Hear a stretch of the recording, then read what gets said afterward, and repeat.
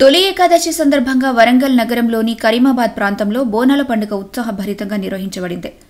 కురుమస్తుల పండుగగా పేరొందిన ఈ బోనాల జాతర ఆధ్యాత్మికతకు, సాంప్రదాయానికి నిదర్శనంగా నిలుస్తుంది. ఈ సందర్భంగా రాష్ట్ర మంత్రి కొండా సురేఖ ముఖ్య అతిథిగా హాజరై భక్తులతో కలిసి బోనమెత్తి మొక్కులు చెల్లించారు. అనంతరం ఆమె మాట్లాడుతూ సీజనల్ వ్యాధుల నివారణ కోసమే ఈ జాతరను అనాది కాలం నుండి కొనసాగిస్తున్నారని, ప్రజలకు ఇలాంటి అనారోగ్యాలు రాకుండా, దుష్ఫలితాలు జరగకుండా కలరా వంటి వ్యాధుల నుంచి ప్రజలు రక్షణ పొందాలని, గ్రామాల అభివృద్ధికి దేవతల ఆశీస్సులు కోరి బోనాలు సమర్పిస్తారని తెలిపారు.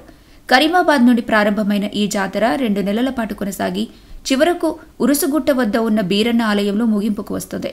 భక్తులు అక్కడికి బోనాలను తీసుకెళ్లి మొక్కులు చెల్లించడంతో ఉత్సవానికి ముగింపు ఘనంగా జరుగుతుంది. ఈరోజు కరీమాబాద్ పట్టణంలో పెద్ద ఎత్తున పండుగ నాడు జరుపుకోవడం చాలా సంతోషంగా ఉంది.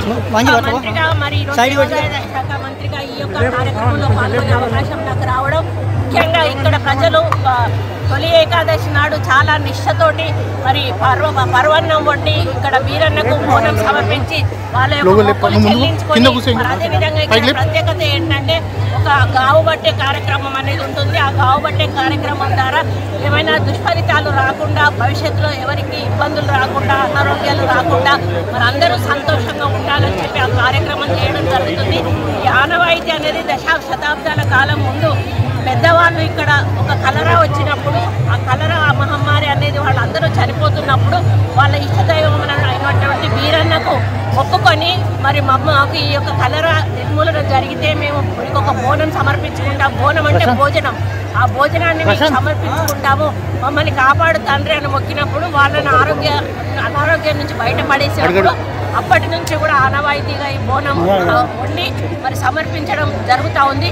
కాబట్టి ఈ కార్యక్రమం చాలా పెద్ద ఎత్తున కరీంబాద్లో ప్రతి సంవత్సరం జరుగుతుంది. ఈసారి కూడా ఈ కార్యక్రమం జరుగుతున్న సందర్భంలో నేను రావడం జరిగింది.